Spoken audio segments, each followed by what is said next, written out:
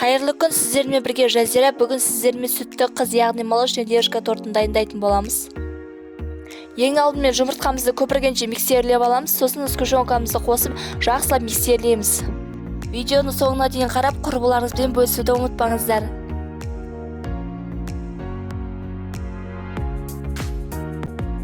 Електен өткізілген ұн мен қопсытқышты қосып, жақсылап араластырып аламыз. Құрғақ қоспамызды 2 немесе 3 бөлікке бөле отырып миксерлеп аламыз. Дайын болған тестамызды 180 градуста 20-25 минутқа пісіріп аламыз.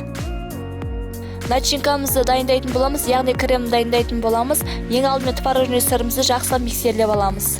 Сахарный пудра болмаса қант, салқын сливкиді қосып жақсылап миксерлеп аламыз.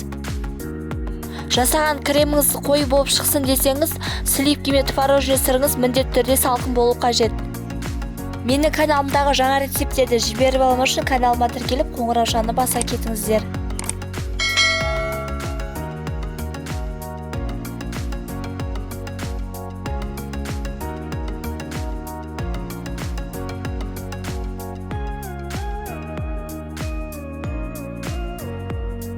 Біздің креміміз осындай қоймалжың әдемі болып шығу қажет. Дайын болған коржымыздың үстіне кремімізді жағып шығамыз.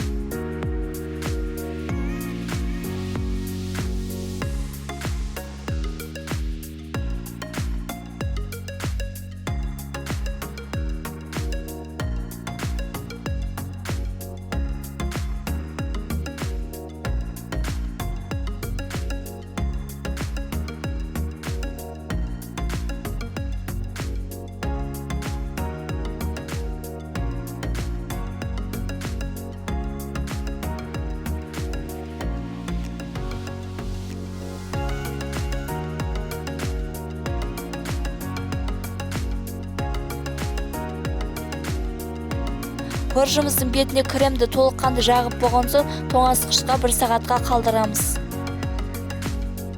Тортымыздың бетін оформление жасау үшін, яғни безендіру үшін шоколадымызды ыстық судың буына ертіп аламыз.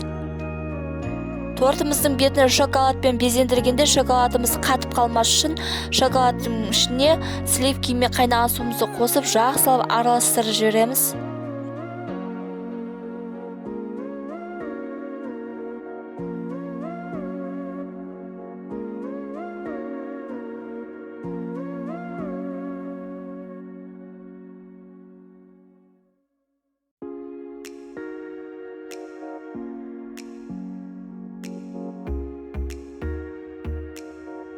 Кішкентай шай қасықтың көмегімен тортымыздың бетін шоколадпен безендіріп шығамыз.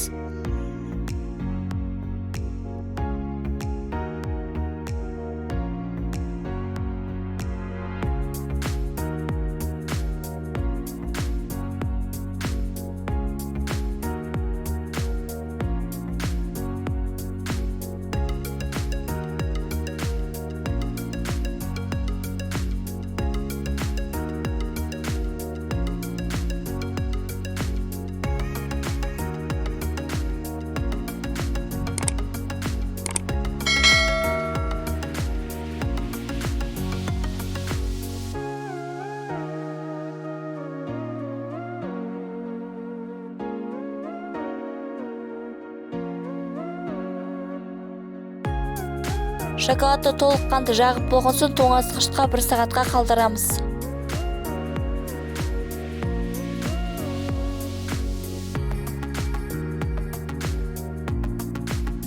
Торттың бетіндегі оформление жасау өз қалауларыңыз бойынша.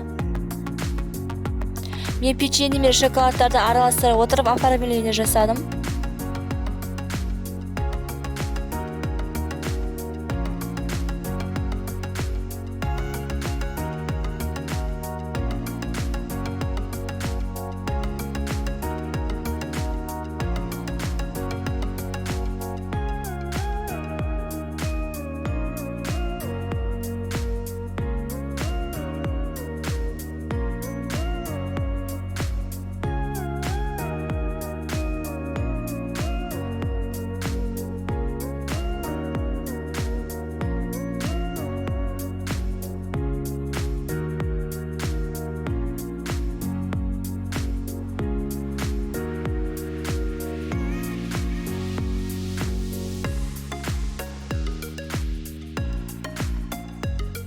Біздің тортымыз дайын. Ұнаса лайк басып, каналыма тіркеліп, құрбыларыңызбен бөлісуді ұмытпаңыздар. Сіздермен бірге болған Жазира.